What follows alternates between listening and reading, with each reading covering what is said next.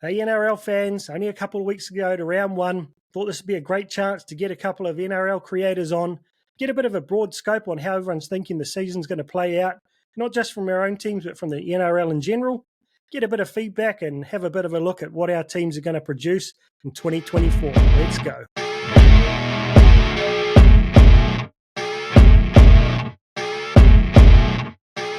Hey team, welcome back into the Warriorholic. As you can see, I've got a couple of the enemy with me here today. Not the enemy, a couple of good buggers.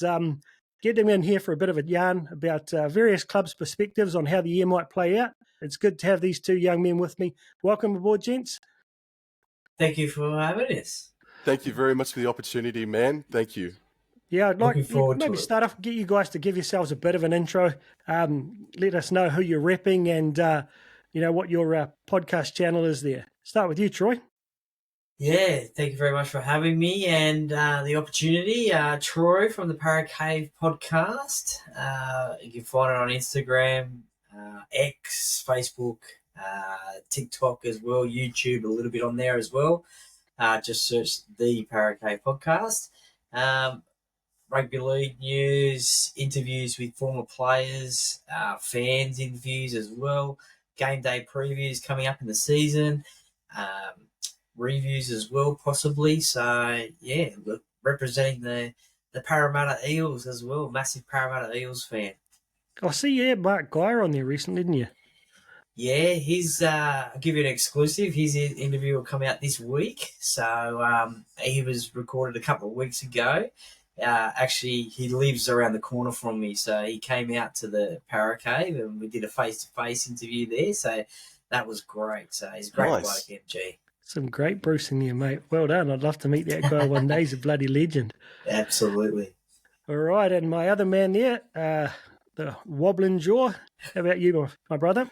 Hey, man. Holic, Troy, it's the first time I've collaborated with you, gentlemen. So I'm really keen to talk some footy with you.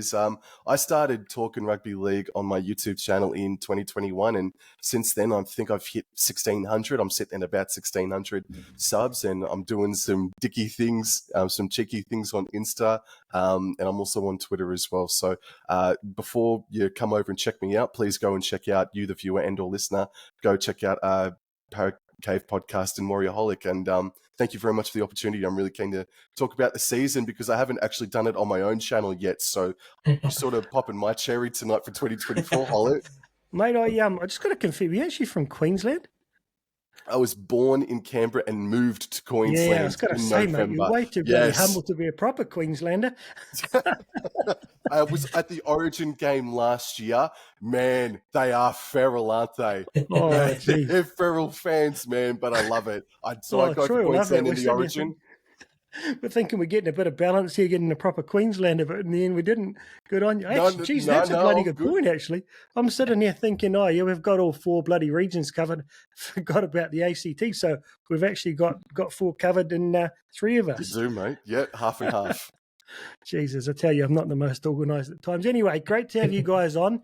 To start out with, did you boys take a look at any of the pre-season games last weekend? Yeah, I did. I caught a little bit of it. Didn't catch the Thursday night game or the Friday, I don't think it was. But definitely caught the Parramatta trial against Canberra. That was, look, it's just a trial, right? So it's obviously disappointing. You want to win every game that you play in. But, yeah, it's a trial. So you try things. And being at the Eels fan day on Sunday morning, Brad Arthur was talking to the crowd and he said, look, I know people probably think that the players look tired, but I left them on deliberately because I wanted them to push through what they needed to push through. And when they get to that moment that they know they're tired, to push through that. And it was a trial. There wasn't 2 points on offer. So it didn't really matter. And he said he'll probably do it again this weekend as well. Also caught a little bit of the Charity Shield as well. That was the game on straight after that. I didn't think that was as exciting a game, to be honest. It was a pretty gritty game. And then caught a couple of games on the weekend, a bit of the Dolphins, Titans, and the game before that one as well, the Broncos and the Cowboys. There you go, mate. Yeah, I didn't see. I saw a little bit of the power one, to be honest, there, and there's a few good signs. There's a few good signs. I wanted to talk about the players, but we'll talk about them in a moment. What about you, Sam? Did you catch any of it? Yeah, I catched a huge majority of it, man. There were some really entertaining tries inside that first week. Obviously, it was to be expected that there were a good chunk of the weekend, the error rate was down, but that was to be expected. We'll save some real opinions on teams' performances and players a little bit later. But I really did enjoy it, and I've definitely got something to say on each and every team for this podcast tonight, man. Yeah, I mean, one thing that stood out for me is it's great to see Paps back. Yes. I hate Melbourne with a passion, but I do really like that guy. I mean, after what he's been through, it was just kind of to hear that Vossi call as he went over for the try, for me was a real point of standout from the weekend. But the other thing that really stood out for me is the penalties for that third man leg pull. They were bloody strict on that. What did you make of that, guys? Do you have anything to say on that, Sam? Yeah. The leg pulls, I agree with. I'm glad that they brought that in. The downtown rules, I don't know. What is that all about? I honestly don't understand it. There's a few creases. There's a few creases that need to be ironed out there.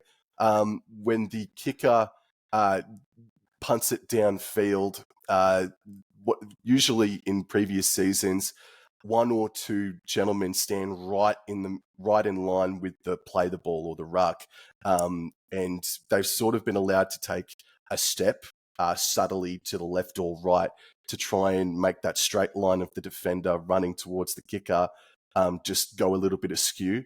They really clamped down on it this weekend, but there were one or two instances where just the blocker literally only moved a millimeter to the right, and the defender running after the punter was 5 meters away or just a few meters away from the blocker A or blocker B.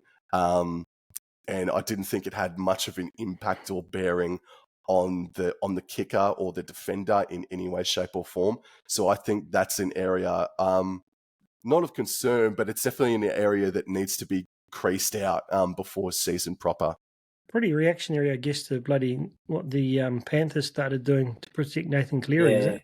Isaiah, he's a specialist at it.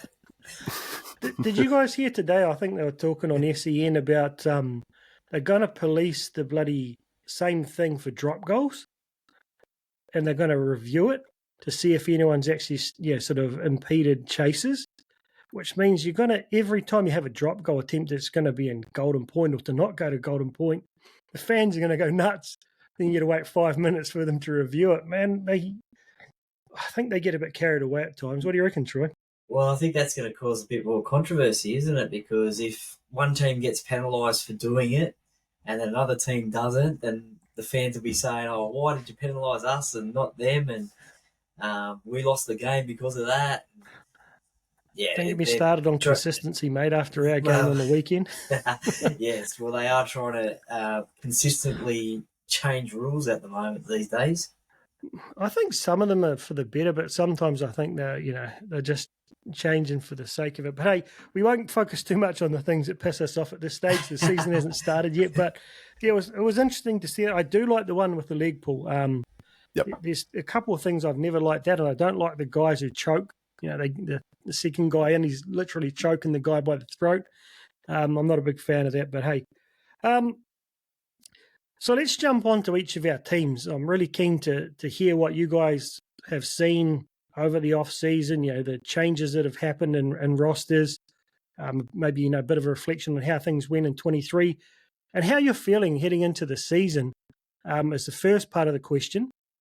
And then I'd be really keen to hear what the things you're most confident about, and if you've got a couple of concerns. So I might start up with Troy on that one. How's Para looking, mate? Yeah, well, obviously the Warriors got to the prelim final and the poor old Cowboys and Eels didn't make the finals at all. So the only way is up for us. From what I've seen over the off-season, a lot of connectivity between the players. There's been a couple of camps that they've gone away on. One was, I think, to Wiseman's Ferry. One was down to Gerringong, so where the legendary, they caught up with Nick Cronin, and Peter Wynn was down there as well. So they're just trying to get that connectivity together. And I have heard people say that the most connected team is the best defensive team, and if you're the best defensive team, you usually win premierships. So that's obviously a good sign, and they want to be around each other, and hopefully that reflects out onto the field as well. Obviously, last year, disappointing after 22 making the grand final, to not make the finals, very disappointing. And look, you could say excuses, but I think there's reasons which people will probably say excuses. We had 23 weeks of suspensions. We had obviously the Dylan Brown incident as well, which I think was 7 weeks of those suspensions. We had injuries, most notable probably Sean Lane got injured in the trial game against Newcastle, I think it was, broken jaw, I think it was. And then later on in the season, a hamstring injury. So he only played 10 games last year, so he was a big loss. So there was all those, but hey, you got to win football games. The Eels and probably the Cowboys too were probably, one game out of the 8 anyway. So if things sort of went their way, I think we lost the first 4 games by 4 points or 6 points. So if any of those turned around, then we probably made the 8. But looking forward to this year, as I said, I'm pretty confident that we'll get back into the 8. I think with that connection with everybody, it's the longest off season that these group of guys have had in recent times. Brad was talking the other morning, 13 weeks they've been together. So previously there've been World Cups on, and obviously finals and the like. So they've had a lot of time together, and obviously to dissect last year and try and go into this year and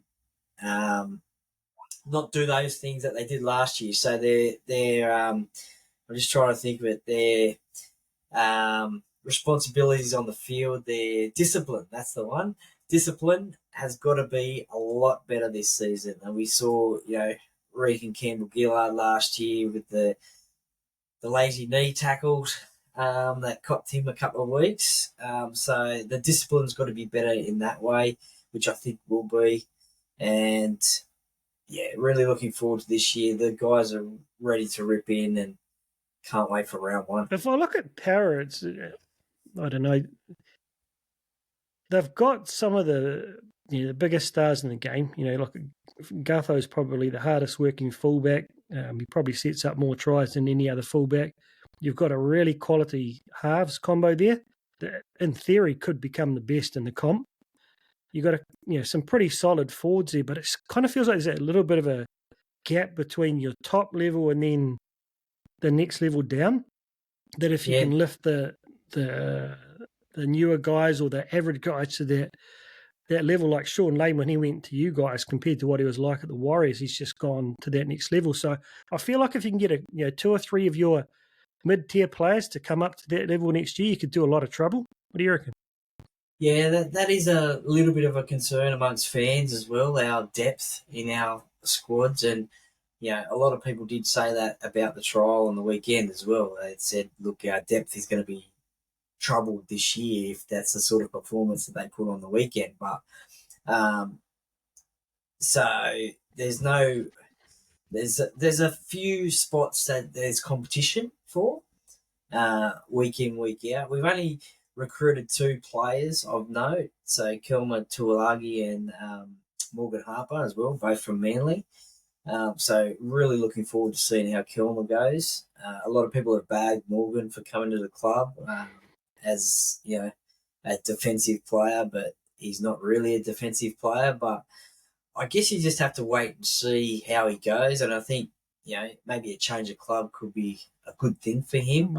Who knows? I actually think he's okay. And you look at a guy like Jackson Ford, mate, last year, or 2 years ago, no one even knew who he was, but change of environment did him the world of good. So, who knows, mate? Who knows? We've always joked.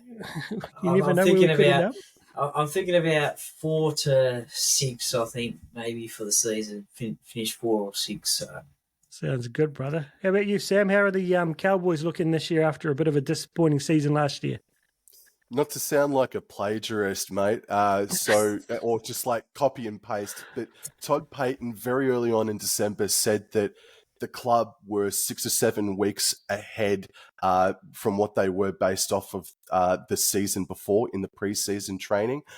So being 7 weeks ahead, it took him 8 weeks to get really going in season 2023, man. So that holds some positive connotations for the North Queensland Cowboys. There's a lot of movement or rustling at the moment with Luciano Leilua. That's going to free up some cap space. And all off season, there's been a couple of different conversations on a few different players. Lukey and Cooley, are they going to be leaving for the St. George Illawarra Dragons? It looks like that we might actually keep them both because Luciano Leilua will be leaving. So that is a nice feather in the cap.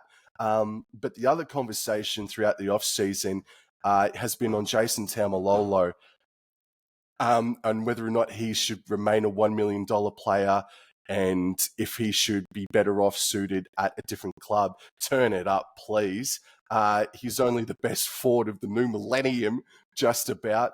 But he did have the captaincy taken off of him, and so too did Chad Townsend. And Ruben Cotter and Tom Dearden are our new captains for 2024, moving forward until God knows when. I really like it. It is a bold play. Reports are that Taumalolo and Townsend did not see it coming at all. But I think it just gives Taumalolo an opportunity now to completely zone in on his own game for 2024, man. With captaincy, while he did great, he is a natural leader. He has his actions speak louder for him than his words. He's just going to be an absolute tearaway in 2024. And Scott Drinkwater, he has finished inside the Dally M top 5, I think 2 seasons in a row. He's looking like he could be doing the same thing again. And I'm pretty confident now that thank you for this, by the way, Warriorholic, we got your assistant coach, Justin Morgan, over the off-season to come over and give him us some advice on defensive capabilities. And James Maloney as well, our new attacking coach. It's more so the coaching structure that has changed more than the players, say for a couple. But yeah, Justin Morgan from the Warriors. I'd like to know what your opinion of him is, Holic, and James Maloney coming in as an attacking coach after a stint over in France. I'm pretty confident we can crack the top 8 again, man. We were disappointing last year, and Eels, Souths, and Cowboys are responsible for letting the eastern suburbs into the top 8. We're really sorry, Rugby League Universe. We're really sorry. Wink, wink, nudge, nudge. But no, I'm pretty confident, man. I'm pretty confident that we get back into the top 8. It's funny. I've thought about it a lot because you got Todd Payton off us, and I was pissed off at the time. But shit, it was a blessing in disguise that we ended up with Webby. But a lot of off the cuff comments from fans from other clubs or from pundits saying that using North Queensland as an example that the Warriors would fall off. And I'm like, literally, what is the justification for that? Because I looked at you guys. You had a couple of really quality young guys at a very young age come of age within one season, go on to play Origin, go on to play a lot of footy at the end of the year internationally. They were gassed. You didn't, like you said, you didn't get the full preseason. I think there's just no similarities to what we're going into second year around because we only had 2 or 3 players who played in that last Aussie New Zealand game and stuff. So I feel like I'd be surprised if you don't come back. And on the Taumalolo thing, I mean, I'm not a huge fan of these 10-year deals or 8-year deals. It breeds, I don't know, I mean, not conscious complacency, but, 10 years in one job's a long time. I've only done it once, and I was pretty sick of it after about 7. So, Yep. but I mean, I love the guy. There's certain players like Gutho, as an example for me, or Pappenhausen. The comp's better when they're charging, and he's definitely one of them. So, Yeah, mate. What do you reckon's your biggest area of concern for you for the Cowboys then? Because it sounds like you've got a lot of positives have come out. Do you have any areas of concern? The only, I wouldn't say it's a concern, but I guess there is an element of doubt on our right edge completely. We need to sort out, hopefully inside the first 10 weeks of the competition, is it going to be Felt and Labart? Is it going to be Valame and Vilea? Thank you again, Warriorholic. Thank you for the New Zealand Warrior player as well. Mate, he was my prediction for player of the year last year, mate. He was my prediction for player of the year, so I'm hesitant to say anything. Sharing is caring. He's quality. I wouldn't say there's no area of concern. I just want to see us get back to that defensive mindset that took us to the 2022 prelim, because I thought in 2022, and the stats speak for themselves, that was just about the best ever defensive performance by North Queensland Cowboys outfit. That same core of blokes are back in 2024. They were there in 2023, but as you said, they were gassed. And plus, last year, we were just about second for overall most injuries in the competition as well. So touch wood for your team, for Para's team, everybody, that there's not too many injuries. But mate, there will be. You just know it. Of course. But yeah, go on. Go ahead. Justin Morgan, I mean, I don't know too much about the guy. He's a good communicator. Like, he's really good in an interview, which is good. And when I look at what Todd Payton did in his last few months when he took over as a head coach for us, I thought he was really good. I thought him taking it, what do they call it? Taking it to the trenches in the year before last preseason to really get those guys to go to dark places was good. But my only concern with him is he seems a grumpy bastard. And I don't know what he's like with the players, but I think grumpy coaches can start to get irritating for players. Yep. Which is like, you look at Ricky, it's like, how can that not affect his players when he's always a grumpy prick? So that's just one thing I hope, as good as Payton seems, that he is much more caring and, not so gruff with the young guys, because particularly for the young Polynesian boys, they don't handle that well because they're they're either very confrontational or they're very humble. Yeah. That would be my only concern for you guys, eh? I saw. Did you recall the video last year where Todd Payton came in with a shirt with his face, dozens? But that's a bit of brevity. Like that's like a bit of evidence that I don't think he's completely gruff. I do think that he is actually a caring coach, but I think that bringing in James Maloney and Justin Morgan, I agree with you with the way his communication is, because I saw him speak on the Cowboys season launch the other day. He spoke really well, man, and that's really the first time I've seen him talk. I really liked what he had to say and how he said it as well. So I think Payton bringing in Morgan and Maloney is not just for the on-field stuff; it's definitely for the off-field stuff as well. Parramatta taught him everything he knows, Justin Morgan. Yeah, true. Mate, James Maloney's an interesting one. Like, he's such a clown by all extents, and he gets, he only has a lifespan of a couple of years at clubs as a player. So I'm curious, you never know, he might, just be an absolute rock star at it. But so, Troy, give me 3 young fringe players that we might not have heard of, but there's every chance they could be household names by the end of 2024. Well, I mean, there's one that probably everyone knows about because of the contract situation that's going on at the moment, and that's Ethan Sanders. We saw him play halfback the other day in the trial game against Canberra. It was a little bit quiet, but it's a step up for him. So he's had a lot of contract. He's in the midst. You can't sign with anyone until after round 6. I spoke to him the other morning and he said it's just a media beat up about all this talk about Canberra and stuff like that. So And look, I said to him, look, I can't blame you if you do leave because, you're stuck behind Mitchell and you're stuck behind Dylan Brown as well. So potentially he could get a first grade spot down there. But if there's a lot of raps on him as a potential star of the future, and one that we probably want to keep. The other one is probably Blaze Talagi as well. He played fullback and a bit of centre on the weekend. Unfortunately, he sort of mistimed catching a bomb and it led to a Canberra try, but that's all got to do with experience. And same as Ethan, he come up through the grades and there's a lot of raps on him and there has been for a few years. So it's just about playing more New South Wales Cup, getting that experience in a bigger grade, and then potentially getting a start in first grade. It's at a club, probably at Parramatta, but probably at any club. It's really hard to displace the starting players if you're a young player. And we've probably seen a couple go from Penrith to other clubs. I mean, Jermaine Hopgood's a perfect example. He was stuck behind Isaiah Yeo, so that's why he went to Parramatta.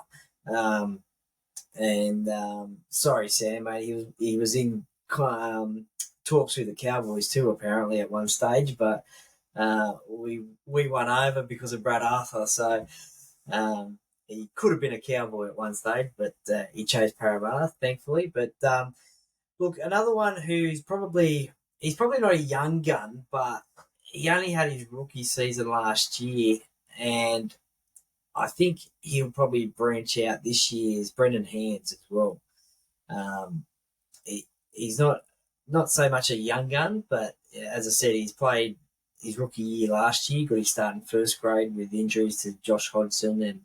And it's going to be interesting how Brad goes, though, because he's come out and said that he wants an 80-minute hooker and not one on the bench. So I probably wouldn't go that way, but hey, I'm not a coach, so I'm not making those decisions. So, well, not a paid coach anyway. No, that's it. Yeah, I'm just a keyboard coach. But I think if he gets a start, he'll really grow on last season, and we could see him sort of branch out.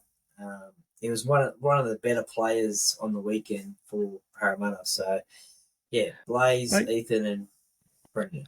That young prop, Ocean something or other. What's his name? Oceans. Is he playing in Flig? I think he might have got a bit of a run on the weekend. He is a gun, mate. Like your two Flig props, not Flig, SG ball props, are bigger than half the starting first grade props. I think he's going to be a gun, that fella, I tell you. Yeah, so the youngins are going pretty well. Well, currently even this year, SG Ball, I think they're 4 from 4 at the moment. So yeah, they got good players, mate. It's a very good team. How about the Cowboys, mate? Who are your three we should keep an eye on? Yeah, man. The world is at his feet this year. Zach Laybart, he today has been named to start at centre in this weekend's preseason challenge match against the Raiders, and I expect him to be the centre in round one. He has the world at his feet to break out this season and really become a concreted first grader. The other man that I think Jake Granville should be looking over his shoulder at is Tom Chester. He is just so damn dynamic. It is going to be too hard to leave him out of our 17 for the rest of the season. And I know he already won our Rookie of the Year last season, but Kulikefu Finafuiaki is an absolute tearaway. He is a terrifier.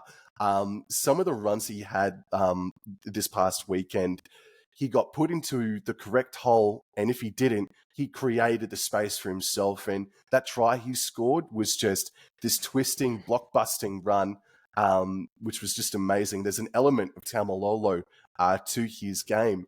I would say, I'm sorry, but that's why I'm really excited about him. That's why I'm talking about him. So I'd say Cooley, Chester, and Zach Laybart are the three young men to step up for us in 2024. Yeah, there's probably a little bit of similar comment for you guys as I gave about Para.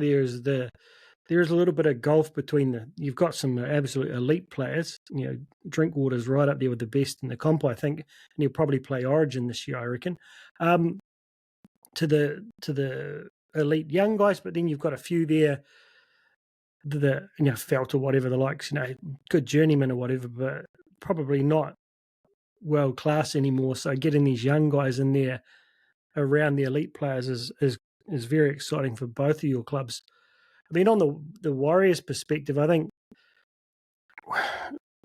probably my main concern is Adam Fanua-Blake, Wade Egan, Sean Johnson are pretty much irreplaceable.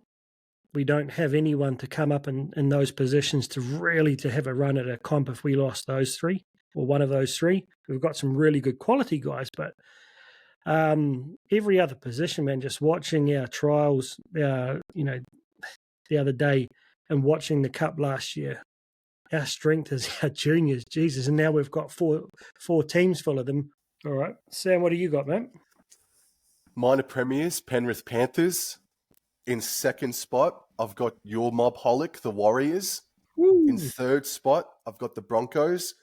In fourth spot, I've got Melbourne. In fifth spot, I've got North Queensland. Yeah. In sixth position, I've got the Eastern Suburbs. In seventh, I've got Newcastle. In eighth position, I'm still really undecided, man. It's going to be the hardest top 8 to make. It really is. At the moment, I'm going to put in 8th position South Sydney by a whisker. Interesting. So we'll have another 13-week pre-season next year. Wow, wait a minute. So I'm in no particular order first. I'm going Panthers, Warriors, East, Melbourne, Cowboys, Knights, Souths, and Para. I couldn't not put them in there, Troy. I think they've got every opportunity to do it. And I do like Brad Arthur as a coach. I think he's a guy who gets a lot of shit unjustifiably for the consistency. He might not have got the premiership, but he gets them in the mix there. So I think the Panthers, look, I've got them as minor premiers, to be honest. Critter is a huge loss. But Ivan's ability to just bring that next guy up, and I can't think of anyone over the past 4 years who they've brought in. You think of the players have lost since that first premiership. It's crazy. Yep. Off the top of my head, what have we got? Uppy, we've got Kikau, you've got Burton, you've got Critter now, you've got Capewell. The list just goes on. So, the last year with Luau there, I think it'll be tough to beat them out. I do honestly believe, with all my heart, that the Warriors have added in every position that they lost people in, and quite significantly. And the difference that RTS will bring to our left-hand edge, and I believe Capewell, with his experience and leadership, knowing how to win a comp at multiple clubs, will be an upgrade on Josh Curran. Melbourne, I think, like you guys said, you can't write them off. And you've just with their spine alone, and you've got Nelson, Bellyache's ability to bring them in. East, I feel like maybe the message might be getting a bit old there, but just, with having twice the cap that the rest of us have, looking at the back line they've put together, there's some points in there. Knights, I think, if Ponga stays safe, it's similar to Manly. They were very, very good in that run until they came up against the beast that is the Warriors and 30,000 screaming Warriors fans. So I like their chances. I love Leo Thompson. I think I like Greg Margie. They've got some really quality players there. They've added a couple. Souths, I'm a bit question mark, particularly now with Campbell Graham out for a while. And I just feel like I've put them there because they should be there, but their personalities they're pretty hard to control, and it sounds like special treatment for the boys that rot could continue. I don't know. The Cowboys, I do believe, with that longer off-season, the younger players having a chance to refresh, and Cotter, I think, is a great choice for captain. That guy just doesn't lose. So I think you guys have a genuine chance to come up there. But yeah, I struggled to confidently put anyone ahead of Penrith for the minor premiership, just because of what they've been able to replicate. But I feel like from the Warriors' perspective, we have gained significantly in both the Panthers and Brisbane have lost significantly. And getting back to your point about Para last year, have you guys looked at the statistics for teams who fall off after losing a final, other than Penrith over the past 20 years? I think it's something like 70% don't even make the 8. So everyone's expecting Brisbane to go nuts, but mate, when you've got your captain running around acting like a clown like that, oh man, who knows? Who knows? Yeah, it's going to be interesting. We all probably said it last year that it was the best competition ever last year, and that competition for the top 8 was every week. It went down to the last game, so something like that's going to probably happen again this year. I mean, for me, I feel like St. George, Tigers, one of these may probably come back to bite me in the arse, and to the fans out there, feel free to give me shit because I did the same to people who wrote the Warriors off last year. But those 3 rosters just don't feel to me like, they've got the superstars, and they're very much reliant on something unforeseen happening. We saw they had most of the stars out there for the Tigers, and they struggled. Who else can they bring on top of that other than Oldham? And he's not going to win them a premiership, is he? He put on a few big hits. Similarly for me with the Raiders, I feel like they got too many, particularly in the halves, right? The halves aren't dynamic enough. And shit, who'd want to be a Dragons fan right now? And I wonder this is a horrible thing to say from the Warriors' perspectives, but I wouldn't be at all surprised to see Luke Metcalf get offered mega dollars to be their halfback next year because we haven't extended him. I think there's probably that's your priority now, isn't it? Well, he's got to prove his hammies will hold up to it.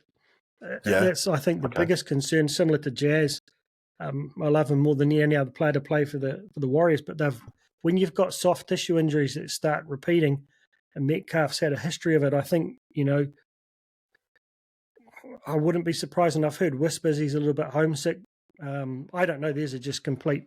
I mean, the guy could love it, not want to leave, and he could be there, but I think he's a guy, or maybe Brad Arthur, not Brad Arthur, what's young Arthur's name? Jake Arthur. They've got to get someone like that in there who's capable of playing first grade and get rid of Hunt and use that cap somewhere else, because that place, I can't see how they turn it around this year. Wasn't there rumours that Hunt wanted to go up the Cowboys? Titans, I heard last. Titans, okay. Yeah. Okay. Yeah. He's quality, but, if a guy doesn't want to be there, it's like AFB. Just let him go. If his heart's somewhere else, you've got to let them go. Yeah, man. No one plays at their happiest if they're forced to be somewhere they don't want to be. Is that what you would have done with Adam this year? Yep. I wouldn't have sent him this year, but, I would have let him go because, I know what my dad got crook and I moved back to Japan, my whole family back here, because I wanted my kids to be around him for his last couple of years. And he passed away, but they got 2 solid years with him. So I'm never going to try and force a guy to choose my rugby team over his family like that. So I'm glad he's staying for this year, but you can't force people to stay if they don't want to be there. And I feel like there's a few that are probably like that at the Dragons. So they're the 3 that I think are going to struggle. Then you've got the Knights and Manly are both reliant on one player. And you could argue the Warriors are too with SJ, but I think bringing a guy like Roger in there, and we've seen the development of Metcalf and having Chanel who's capable of, I don't think we're on the same level as those 2. So they're the 5 that are kind of a little bit down, whereas Power's not reliant on one player. Queensland's not reliant on one player. South's not reliant on one player. East aren't reliant on one player. Legit, on Parramatta, man, like they beat Penrith twice last season. That 1-17 is pretty much the same as 2022 grand final season. When I put South Sydney in 8th by a whisker, I'm talking the Eels, Cronulla. I've had to leave out the Titans and the Sea Eagles, man. Like Eels can absolutely make that top 8 and maybe even into the top 6 as well, man. Yeah, definitely. I mean, this weekend's trial team is probably a sneak peek at round 1 side because it looks you guys got very this week? strong. Gold Coast in Ipswich. Have they got a Sunday night strong team out?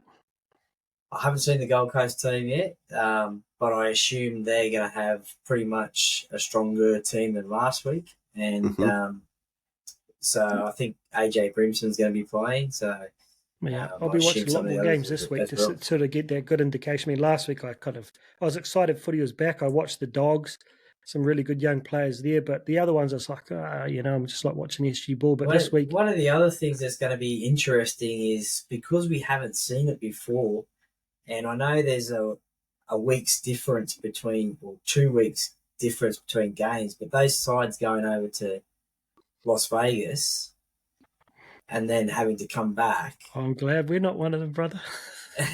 Well, I have heard a rumor that at some stage every NRL club is going to be going over there for a game. Yeah. So the trick to not going over there at one point is winning the comp, because then you got to play the World Club Challenge. But then you could be going to England. Well, yeah, true. But as I said, we haven't seen this before, so I don't know how it's going to impact those 4 clubs. I mean, the Roosters, they'll get they've already got preferential treatment by doing their private flights over there, not for the Fiji Airways, I think it was, that was supposed to take them over there. But I think it's that'll just be interesting when they come back. Time zone coming back is going to screw them, I tell you, because they're there too long. They've got a week's different. They've got a week's difference. 10 days there, though. They'll be completely on a US time clock. So they'll come back and it'll take them a week to get back into their rhythm. So they'll have a week of shit sleep that builds up. They won't be able to train as well because, the Super Rugby teams did it in South Africa and Argentina for years, but you get used to it. But if you're not used to it, man, I have to get off a plane in Japan. It's 4 hours difference and work the next day, and my brain doesn't work. Yeah, it takes me a week. How's that going to flow on for round 2 for them? And onwards. I think I'm stoked we're not there because this is a window for us, mate. SJ finishes up at the end of this year. AFB goes, so it'll take us a couple of years to get back. So I'm so stoked we're not there. So stoked we're not there. Anything else random you think, before we close up? Oh, sorry, I've still got to get your the last question I asked you is who's going to be in the grand final, who'll win. But any other points of interest do you think about the comp in general, other than Las Vegas? So I really don't like the implementation of the short dropout rule. I really don't like it. We saw 70% overall this weekend of teams trying to execute the short goal line dropout, man. Just please, just smash it forward and try and Well, what is it you don't like about it? The contest itself, I know it's just a trial, so it will hopefully get better. But these teams that were trying to execute it, it was going 10 meters too far, and it was just a complete non-event. Or in the case of Ryan Pappenhausen, the ball ended up in the dead ball zone, so it went completely backwards. So hopefully it gets better.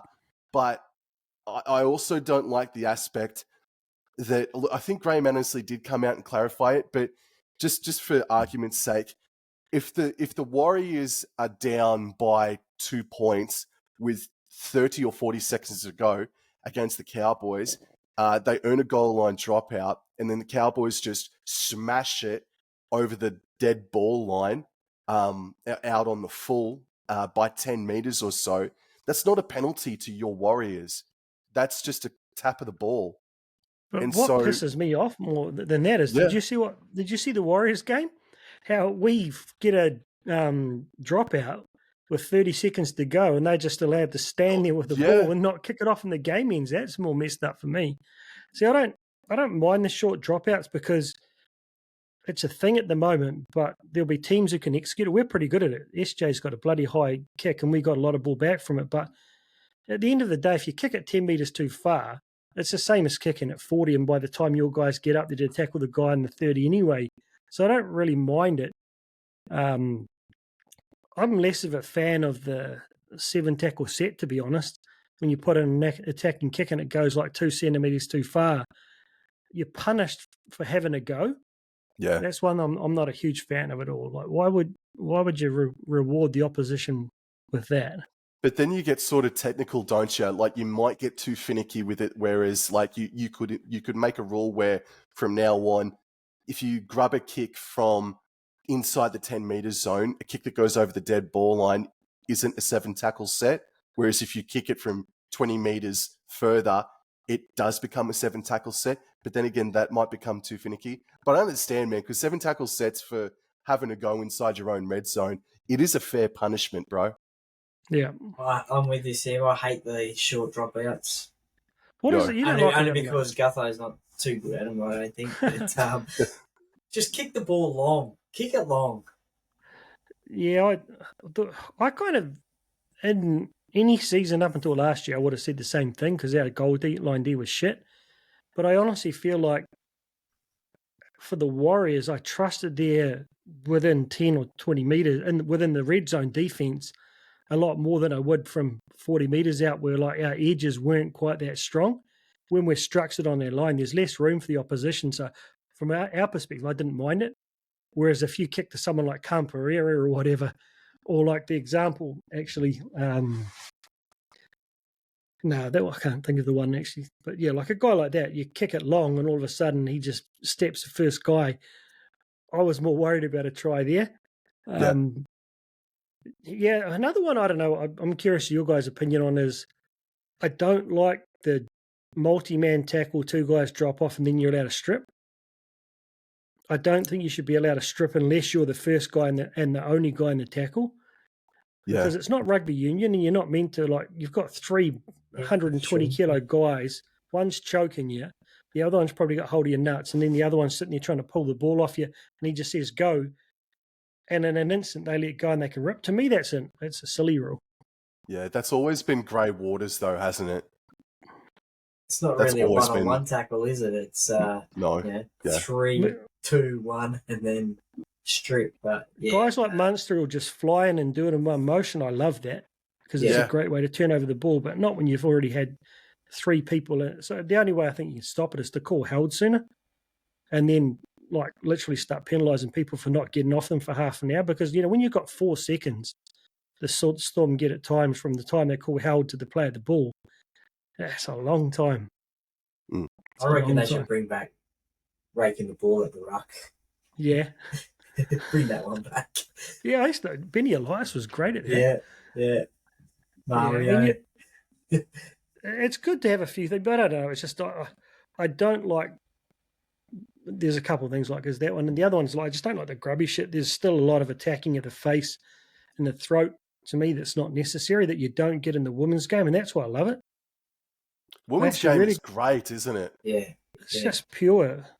You don't see them slapping each other and pushing each other and choking each other. I hope they don't get them into the wrestle. I heard a rumour that the Warriors might be coming back with a women's next year, mate. Next year. Yeah. Which could be interesting because we get a lot of population between the All Blacks women and the rugby, and our women's rugby is pretty strong. But if I think the attention, the competition that the NRL women is getting, their numbers are so much higher that I think if the Warriors get a team in the NRLW, you guys are going to be an absolute, excuse my French, you guys will be a fucking juggernaut, man, if you guys get it right. Like, it will be huge.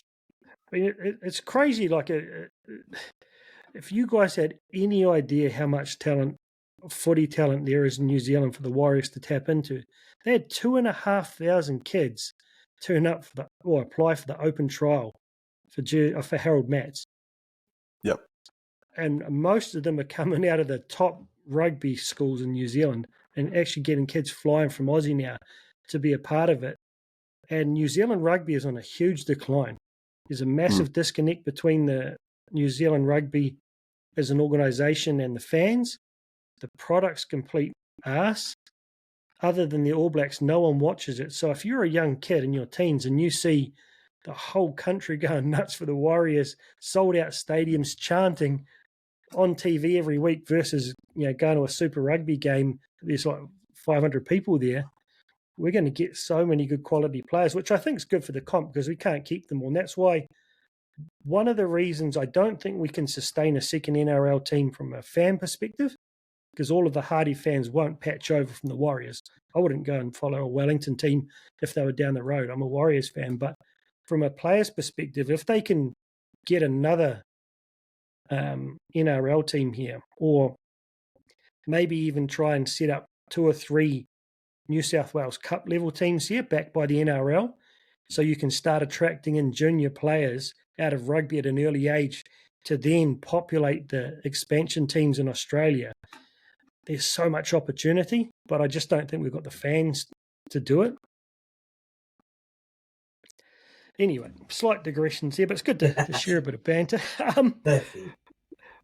Wrap it up then. We've been chatting for about an hour now. Most people will be asleep. Who are your 2 grand final teams and who wins? Feel free to be a passionate, biased, one-eyed supporter. Go, Troy. Oh, look, I was not going to be that. I was going to take Parramatta out of the equation totally. Look, so I'll stick with that. I'll take Parramatta out of the equation because, I mean, obviously everyone will say that I will want Parramatta to be in the grand final and be premiers. So that's the number one goal. But I'll take them out. And, look, I'm going to say Brisbane are going to get back there. And I'm going to say you're my Warriorholic. I think they're going to get back, or they're going to get there. So that was the prelim last year, and I think they may just get back there. And look, you'll be happy to know that I have tipped the Warriors as I'll tip the Warriors as the premiers. I'll slip that 50 to you later, mate. I think they'll get their first premiership, and look, as you said before, they've added well. RTS coming back. I mean, a lot of people would have said, yeah, but he's been in rugby for the last few years. But I guess it's like riding a bike a little bit. You never forget how to play rugby league, and it just adds that extra strike weapon to their side. And as I said, if they can get there, obviously they're going to get their fan base back. If they can get that Mount Smart Stadium pumping like they always do, they get on a run. They've got that advantage of during the Origin period where they can get a couple of maybe an extra wins more than the Australian sides. Yeah, I think that'd be right up there. I like the way you think, brother. We'll get you back. How about you, Sam? What do you got, my man? Look, there's obviously 2 scenarios, but the first scenario, I've got Penrith returning. Jerome Luai's final year at Penrith, I think he's going to be a huge emotional factor, and he's going to take on your mob. I think it's going to be a Penrith versus Warriors grand final. If not, I genuinely think this is a possibility of happening as well. If they can get the magic that they had in 2022, I think it's going to be a Cowboys Warriors grand final, man. Woo! Those are the selections. Yep. Bold. Any year up until now, I think I'd be talking complete bullshit if I said that I did think the Warriors would be there. And I think you got to lose one to win one. We're bringing in 2 guys in RTS and Capewell who've won premierships. Andrew Webster knows how to do it. In a year, he took a roster that wasn't his, didn't kick anyone out. He took that roster and turned them into Webby's Wars. So another year under that. And I think, it was a dream that Roger would just come back and do what he did. But he said he spent a couple of years in rugby having no idea what they were talking about. All the terminologies, the moves, and He said day one he walked back into the Warriors and he knew what they were talking about. They were speaking his language. He's not as fast as he used to be, but that power of his defense, you look at the size of him now compared to what he was, he proved that he had no issues adapting to centre. What do you guys reckon of Capewell? He's got a Midas touch. I think he was solid last year without being brilliant. I think he copped a lot of slack last season for unknown reasons. But I like it. Who does that keep out of your side? Like I want to say Manu Ma'u for some reason. No, Marata's he's going to be converted to a bench prop, I think. Yeah. So someone like a Murata Niakure is going to be dropped down to the bench, and then Jackson Ford maybe keeps his other spot. But no, I like Capewell, man. Definitely offers something different as well to what you didn't have last year as well. Yeah, the leadership. What about you, Troy? You've probably seen a bit of him. Yeah, just that experience, and he's a workaholic. So yeah, he's just got that experience. Works his ass off, knows how to win games. He's got that leadership skills. He'll be good for the young guys as well. I genuinely think that him on the left-hand edge combining with RTS just locks that up defensively. But Jackson Ford and him are both 80-minute players, and they play hard for 80 minutes. Jackson Ford, he'd play for an hour and a half. So that means you can focus your rotation on the middle. And we didn't have the impact props enough last year because Jazz was injured and Bunty's a starter. He's not a finisher. And Tom Ailey sort of dropped off. But if you can get Marata playing like he was at Para in the middle as an impact prop versus Curran, you get Jazz back who's playing at full power instead of Sirenen. And then you've got Dylan Walker there who's, he can cover pretty much anything. Then we've got a guy like Zion Mai or Tom Ali who are back in form, or Bunty. I think that our bench will be so much more impactful than last year because Cyril was solid, but he wasn't a game winner, right? Curran was full of energy, but he's not Marata off the bench. So I feel like that, but I still, Panthers for me, I wonder about Brisbane. They got so much class, and I hate Brisbane traditionally, but I do like a lot of their players. They're fun to watch. I love Kevy Walters, so you kind of you want to cheer for a guy like him who got so much shit, but history says that backing up from a grand final loss is a tough thing to do. So I'd like to think it's the Warriors and the Panthers, and then if we can get there, it's just whoever turns up on the day. SJ fully fit, Cleary maybe not. It could be a year, who knows? I'm not going to say we're going to win it, but I think we can. But if we're not, I'd quite like either of you guys to be there so we can have a few beers in Parramatta because it's not far from the stadium. Legitimately, if there's a year where the Warriors are going to do it, it's going to be this year, man. Legitimately, this is the year for the Wars if they're going to do it. If it's not this year, it's another 3 years at least because we've got to find a halfback. Yep. And I don't think anyone's, we'd have to go and recruit like the Broncos did with Reynolds to try and replace SJ because as good as Metcalf is, he's not close to being a top class halfback game controller like SJ was. I'd probably be more confident with Harris DeVita there, to be honest. But anyway, thank you guys. This has been a fun chat, and it's nice to sort of. I know half of it you're pulling my chain, but half of it I think you're genuinely seeing things that I'm seeing in my own club for the first time. That it's you guys have both seen success more than we have, so it's nice to actually be on that receiving end of praise. And I just feel like it's sustainable because of Webby. He just seems such a smart leader. So all the best. Like you said, I think injuries are going to decide this. To be honest, I think it's a team that stays fittest and keeps their top 5 players on the field for the most will win it. I hope it's not East, I hope it's not Melbourne, and I hope it's not Brisbane. I hope it's not Penrith. I something about me likes them, and I think I'd like to see them extinguish the Melbourne dynasty. Okay. It's like, Yeah. cheating bastards. But being Yeah, a Para fan, living in Penrith, that's Yeah, that's true. You guys hate each other. rough. Yeah. But no, it's going to be tough for someone to beat them.